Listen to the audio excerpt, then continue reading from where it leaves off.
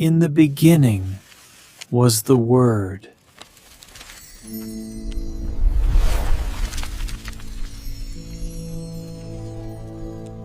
요즘 교회가 위기라는 말 많이들 하죠. 하지만 동시에 우리는 새로운 부흥을 꿈꾸기도 합니다.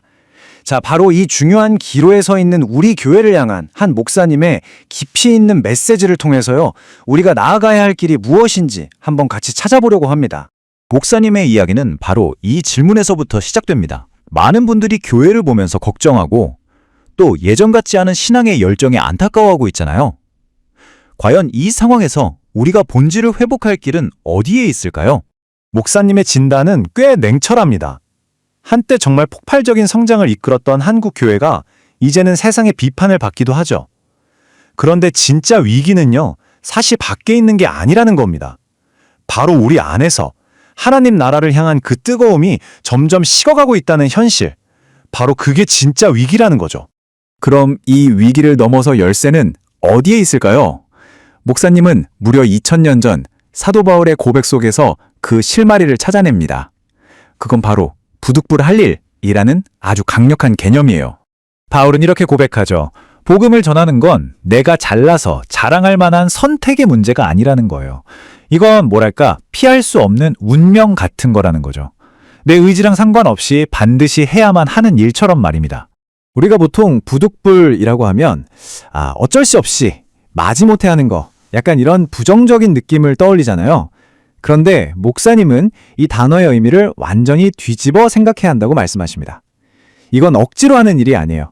오히려 너무나 강렬한 하나님의 부르심에 사로잡혀서 하지 않고는 도저히 견딜 수 없는 가슴속에서 막 타오르는 불길 같은 사명이라는 거죠. 그렇다면 이 가슴 뜨거운 사명, 우리 삶에서는 구체적으로 어떻게 나타날 수 있을까요? 목사님은 그 해답을 다시 사도 바울의 삶 속에서 찾아서 우리에게 보여줍니다. 우리 마음속에는 항상 두 가지 길이 있는 것 같아요. 하나는 내 권리를 먼저 주장하는 길입니다. 내가 옳고 내가 이 정도 대우받는 건 당연하다고 생각하면 공동체는 쉽게 갈라지기 마련이죠. 하지만 다른 길이 있습니다. 바로 교회를 세우는 길이에요. 내 행동이 다른 사람에게 어떤 영향을 미칠까? 이걸 먼저 고민하는 것. 목사님은 바로 이게 성숙한 신앙의 모습이라고 이야기합니다. 바울의 삶을 움직인 윤리적 기준은 이 두 가지 질문으로 요약할 수 있습니다.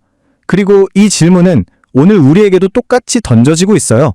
지금 내가 하는 이 행동이 과연 우리 공동체의 덕이 되는가? 그리고 한 걸음 더 나아가서 혹시 나보다 믿음이 연약한 그 한 사람을 위해서 나의 당연한 권리마저도 내려놓을 수 있는가 하는 질문이죠.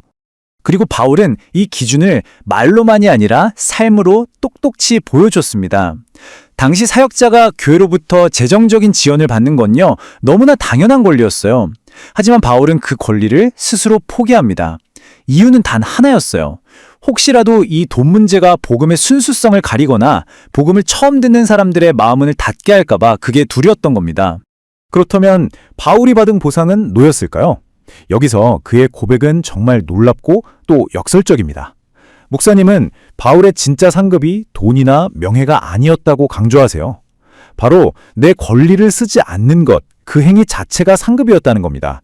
아무 대가 없이 복음을 선물처럼 줄 수 있는 그 기쁨, 그게 바로 바울이 누린 가장 큰 보상이었던 거죠.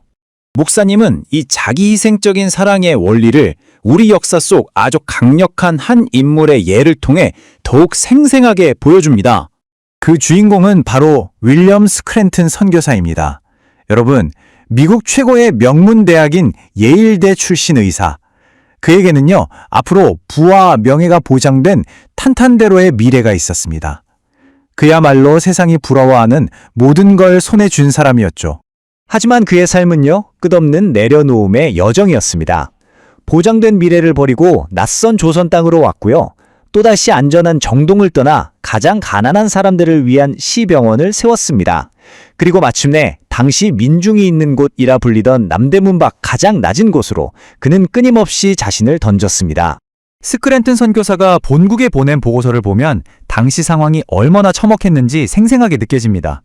목사님은 이 기록을 인용하면서요, 전염병 때문에 성벽 밖에 버려진 사람들을 위해서 자기의 모든 걸 쏟아부었던 그의 깊은 긍휼의 마음을 우리에게 보여줍니다. 그는 단순히 치료만 한 게 아니라 그들의 생활비까지 책임져야 했어요. 도대체 무엇이 그를 그렇게 만들었을까요? 목사님은 양화진 외국인 선교사 묘원에 있는 한 묘비명을 인용하면서 그 답을 우리에게 들려줍니다. 바로 이 말씀. 우리는 사나 죽으나 주님의 것이라는 절대적인 헌신. 이것이 바로 그들의 심장을 뛰게 했던 원동력이었던 것입니다. 이제 목사님은 이 위대한 희생의 역사를 오늘을 살아가는 우리의 책임으로 고스란히 가져옵니다. 핵심 메시지는 정말 분명합니다. 지금 우리가 너무나 당연하게 누리고 있는 이 믿음, 이 신앙 공동체는요, 결코 저절로 주어진 게 아니라는 겁니다. 그것은 사도 바울처럼 또 스크랜튼 선교사처럼 자기의 거리를 기꺼이 포기했던 수많은 믿음의 선배들이 흘린 숭고한 희생의 땀방울 위에 세워진 것이죠. 그래서 목사님은 우리의 정체성을 이렇게 새롭게 정의해 주십니다. 우리는 권리를 주장하는 사람이 아니라 감당할 수 없는 사랑의 빚을 진 사람들이라고요. 그렇기 때문에 우리의 신앙생활은 뭔가를 요구하는 삶이 아니라 그 받은 빚을 감사함으로 갚아나가는 여정이 되어야 한다는 겁니다. 그럼 이제 우리는 어떻게 해야 할까요? 목사님은 이 질문을 우리 모두에게 던지고 있습니다. 교회가 끝났다고 희망이 없다고 비판만 하고 있을 게 아니라 우리 한 사람 한 사람이 이 거대한 사랑의 빚을 어떻게 갚아나갈지 진지하게 고민해야 한다는 거죠. 그리고 그 해답으로 정말 아름답고도 분명한 비전을 제시합니다. 나의 편리함, 나의 기득권, 나의 그 작은 권리 하나라도 기꺼이 포기하고 우리 사회의 가장자리에 있는 약하고 소외된 사람들의 든든한 비빌 언덕이 되어주고 그들이 다시 일어설 설당이 되어주는 것. 바로 그때 교회는 다시 진짜 생명력을 얻게 될 것이라는 강력한 메시지를 우리에게 남깁니다.